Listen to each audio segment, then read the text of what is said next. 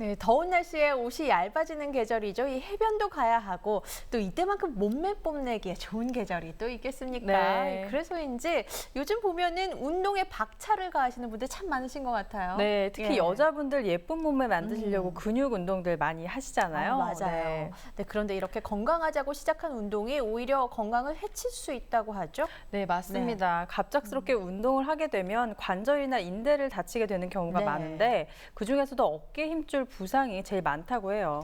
네, 그래서 오늘 우리 집 주치의에서는 운동 중에 어깨 힘줄이 손상되는 회전 근개 질환에 대해서 이야기 나눠보겠습니다. 자, 오늘 유재욱 재활의학과의 유재욱 원장님 나오셨습니다. 안녕하세요. 네, 안녕하세요. 네. 네, 원장님, 회전근개 손상. 이름만 들어도 생소한데 어떤 부분이 손상이 되는 건가요? 네, 우리 어깨 안에는 그 어깨를 회전시키는 역할을 하는 근육이 네 개가 있는데요. 네네. 앞에서부터 견갑하근, 음. 극상근, 극하근, 소원근입니다. 네. 그래서 이 네 개의 근육을 통틀어서 회전근개라고 부르고요. 이 회전근개 손상은 운동을 심하게 하다가 다치는 경우가 많고 네. 별로 다치지 않아도 퇴행성 변화에 의해서 손상되는 경우도 있습니다. 네. 네, 이 무리한 운동과 퇴행성 변화가 이 주요 원인이라고 말씀을 하셨는데 좀 더 자세히 말씀을 해주세요. 네, 회전근개 손상은 야구나 헬스처럼 무거운 물건을 반복적으로 들거나 공을 무리하게 던질 때 발생합니다. 때로는 잘못된 자세 때문에 생길 수도 있는데요. 네네. 자세가 구부정하면 어깨의 축이 틀어져 가지고 회전근개가 관절과 그 뼈 사이에 껴가지고 부딪히게 됩니다. 아, 예. 예, 그렇게 되면 어깨를 돌릴 때 이렇게 뚜둑뚜둑 소리가 나게 되거든요. 네. 예, 이것이 오래 지속되면 인대가 퇴행성 변화가 생겨서 조금만 무리해도 찢어지게 됩니다. 방금 아. 방송 전에 미령 씨도 어깨 돌리다가 뚜둑 소리 났잖아요. 예. 저도 그건지 의심이 되네요. 예. 아, 그럼 다치게 되면 어떤 증상이 나타나게 되는 건가요? 예, 초기에는 어깨를 돌릴 때 인대가 부딪히는 소리, 뚜둑뚜둑 소리가 나죠. 아, 근데 예, 예.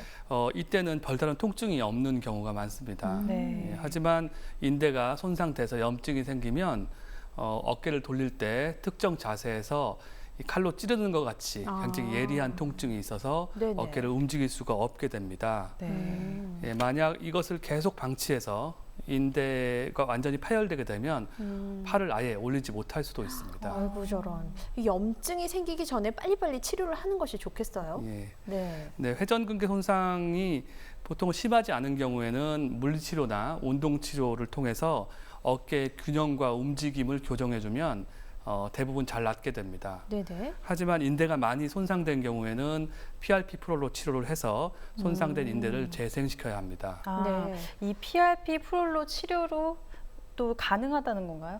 네, 본인 혈액을 이용한 PRP 프롤로 치료로 근본적인 치료가 가능합니다. 네. 자, 저희가 이 실제로 PRP 프롤로 치료를 받은 환자분을 만나봤는데요. 화면 보면서 계속 이야기 나눠보죠. 예, 이분은 운동을 매우 좋아하셔서 사회인 야구도 하시고 네. 바디빌딩도 열심히 하시는 분입니다. 예, 운동 중에 어깨에 통증이 생겨서 운동을 할 수가 없게 되었고 검사를 해봤더니 수술을 이제 권유받았습니다. 근데 이제 비수술적인 치료를 원하셔서 저희 병원을 방문하신 분입니다. 아무래도 여름이니까 여름 다가오니까 그 몸 관리를 갑자기 좀 이제 시작을 했죠. 그래서 무거운 무게도 좀 많이 갑자기 들게 되고 근데 그러다가 보니까 아프니까 이렇게 깜짝 놀라게 되고 또 이렇게까지 아플 줄은 저도 몰랐었죠. 네. 아, 지금 하고 있는 이 검사는 뭔가요? 이 검사는 근골격계 초음파 검사인데요. 어깨의 어느 부분이 손상되었는지 외래에서 간단하게 진단이 가능합니다. 특히 실시간으로 움직이면서 관찰을 할 수가 있기 때문에 네네. 어깨의 기능적인 면을 진단하는 데 유용합니다.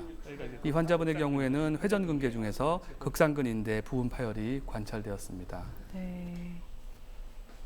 손상된 극상근 부위에 PRP 프롤로 주사를 하는 중인데요. 네네. 이처럼 손상된 부위에 정확하게 PRP를 주사하면 좀 더 좋은 결과를 기대할 수 있습니다.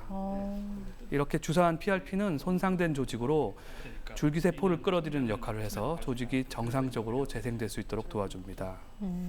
그렇군요. 아, 참 신기해요. 이 초음파 사진은 부분적으로 파열되었던 극상근이 PRP 프로로 치료 후에 재생된 소견입니다.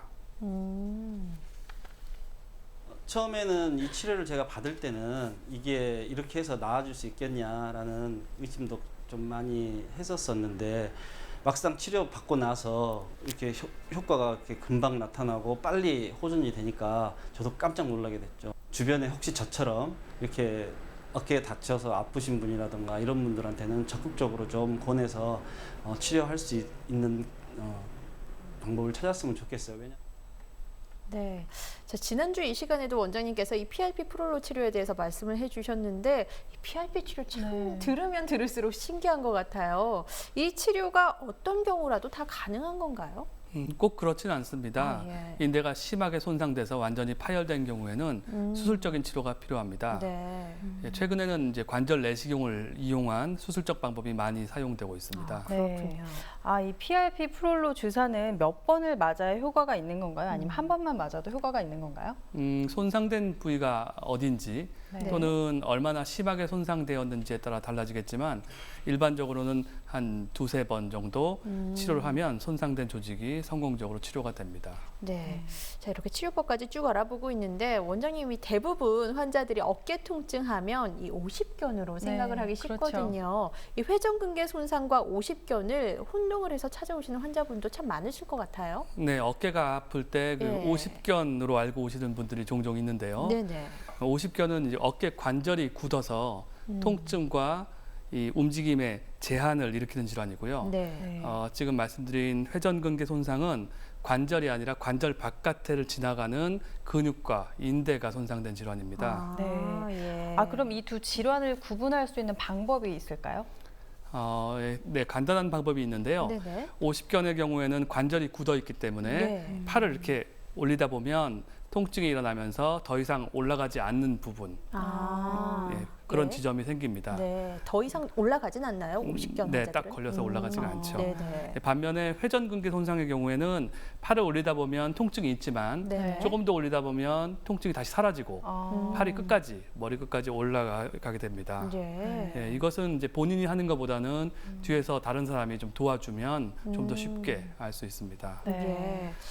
그리고 그 오십견의 경우에는 네. 일반적으로 보통 한 1년 반 정도 지나면 대부분 저절로 낫는 질환이지만 네네. 회전근개 손상의 경우에는 그냥 놔두면 점점 심해지는 경우가 있어서 인대가 파열되고 수술이 필요한 경우도 있습니다. 네. 오십견은 자연히 낫기도 하지만 이 회전근개 손상 자연히 낫지 않는다고 하니까 네. 팔을 못 쓰게 될 수도 네. 있다고 하니까 절대로 혼동해서는 안 될 것 같네요. 네. 예. 그리고 보통 운동하고 나서 어깨에 뻐근하고 또 결리는 증상 있으신 분들 있잖아요.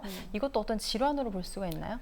운동을 무리하게 한 다음에 한 2, 3일 정도 결리는 증상은 일반적으로는 이제 과사용을 해서 생기는 근육통으로 볼 수 있고요. 네. 이런 경우에는 크게 걱정하실 필요는 없습니다. 다만 이 어깨 통증이 일주일 이상 계속 지속되거나 네. 아니면 팔을 올릴 때 통증이 아주 심하게 있거나 주무실 때 이렇게 돌아 누울 때 어깨에 통증이 심해서 아파서 깨시는 분들은 병원을 찾아서 한번 진단을 받아보시는 것도 좋겠습니다. 네. 주변에 이런 분들 이야기 좀 많이 들어본 것 네. 같아요. 운동 좀 심하게 하신 분들 많으신데 혹시 이 회전근개 손상을 예방할 수 있는 방법이나 피해야 할 동작 같은 것들이 있을까요? 네, 그 회전근개 문제는 목과 어깨의 잘못된 자세가 원인이기 때문에 평소에 어깨를 쫙 펴고 다니고 바른 자세를 유지하는 것이 중요합니다. 네.